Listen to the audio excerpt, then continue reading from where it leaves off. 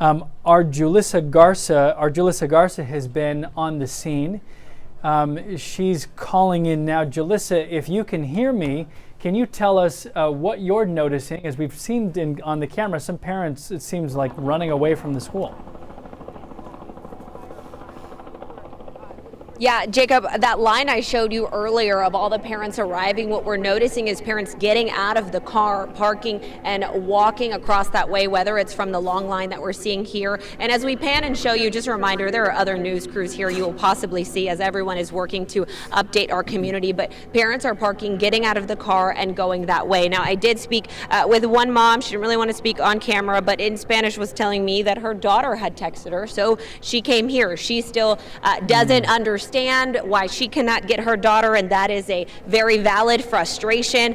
The latest statement we've heard from the district that all reported leads have been investigated and no threats have been identified, which is good news. Hopefully can put some parents at ease. But as an added precaution, law enforcement is conducting classroom sweeps to provide an extra layer of safety and reassurance for the school community. And the district says once the campus has been fully cleared by law enforcement, then there will be an updated communication. But even with that news, we are seeing more and more cars just get here. I mean, right here in front of us, we just saw, 3 cars right now starting to park and make their way up to the school. Honestly, Jacob, it seems that parents have just taken it upon themselves to even park across the grassy area where we are and get out and walk up to the school themselves. Again, the district responded immediately and quickly, but as a parent, I can only imagine wanting to have that same immediate response and get out here. So a lot of these parents are hopping the curbs, trying to find ways to get into this parking lot and just trying to make contact with their students.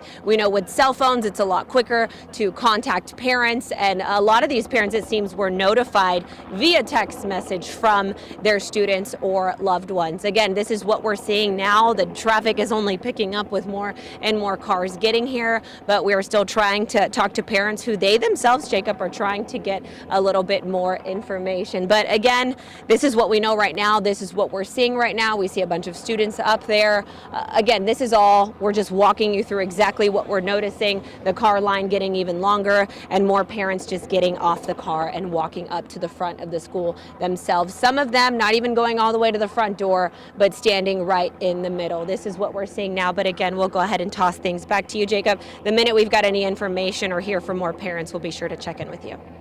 Can I ask, Julissa, how would you describe the mood of these parents? You alluded to it earlier. Are they really upset or just anxious, or how would you describe them? I think definitely confused and concerned. I wouldn't say anyone, not that I've seen so far, has been very panicked, but more concerned and confused. And I think that's just something parents automatically go to. I mean, not the exact same situation, but what is it, maybe 2 years ago now, there was a shooting outside of Cypress Lakes High School. It was right next to the high school campus, and they had put that school on lockdown. I remember when we arrived there that day, there were parents who were standing outside because all they heard was the school was on lockdown, possible shots near the school. And so from there, they were immediately jumped up, sprung into action. And that seems to be the same thing that we're seeing here. Parents hearing something, whether that's from their students or someone in the community, and just getting here, trying to get answers, but more importantly, just trying to get to their children.